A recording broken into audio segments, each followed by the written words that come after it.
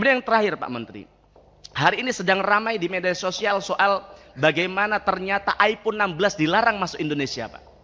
Tapi setelah kemudian kita buka alasan dari pemerintah, yaitu karena iPhone minta holiday, tax holiday 50 tahun.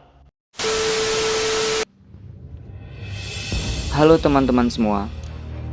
Beberapa waktu lalu kita semua sempat digemparkan dengan suatu kasus berita yang muncul di beberapa media, yaitu Apple meminta 50 tahun tidak membayar pajak di negara Republik Indonesia.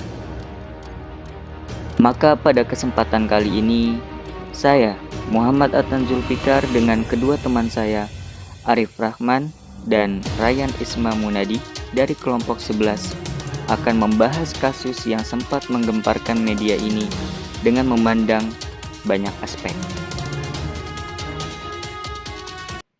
Apple adalah salah satu perusahaan teknologi terkemuka di dunia.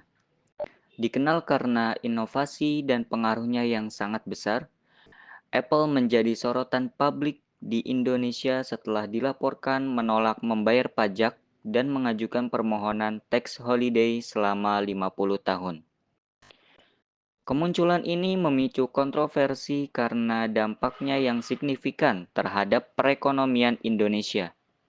Banyak pihak berpendapat bahwa langkah tersebut tidak sejalan dengan kebijakan investasi yang berlaku di negara Indonesia. Tax holiday ini merupakan salah satu fasilitas penanaman modal yang diatur dalam PMK nomor 130/PMK.010/2020 untuk pemberian fasilitas pengurangan pajak penghasilan badan atau PMK nomor 130/2020.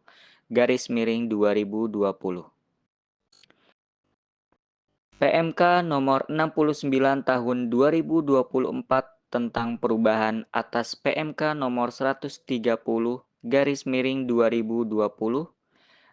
PMK nomor 69/2024.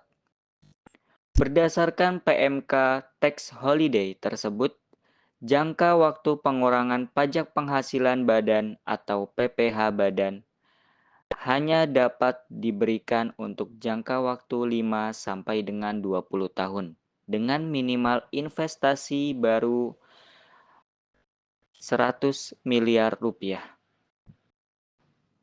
Dengan demikian, permintaan pengajuan PPh badan selama 50 tahun oleh perusahaan Apple tersebut tidak dapat diberikan. Lebih lanjut lagi, penting diperhatikan bahwa tax holiday hanya dapat diberikan kepada perusahaan berstatus Badan Hukum Indonesia yang menjalankan industri pionir. Adapun faktor penyebabnya, jadi perusahaan beralasan bahwa keringanan pajak akan memungkinkan mereka menginvestasi lebih banyak dana dalam penelitian, pengembangan produk serta pendidikan teknologi di Indonesia. Mereka berjanji akan menciptakan lapangan pekerjaan dan membangun infrastruktur yang mendukung perkembangan sumber daya manusia melalui program-program pelatihan di bidang teknologi digital. Adapun reaksi dari pemerintah Indonesia menolak permintaan yang diminta oleh perusahaan Apple.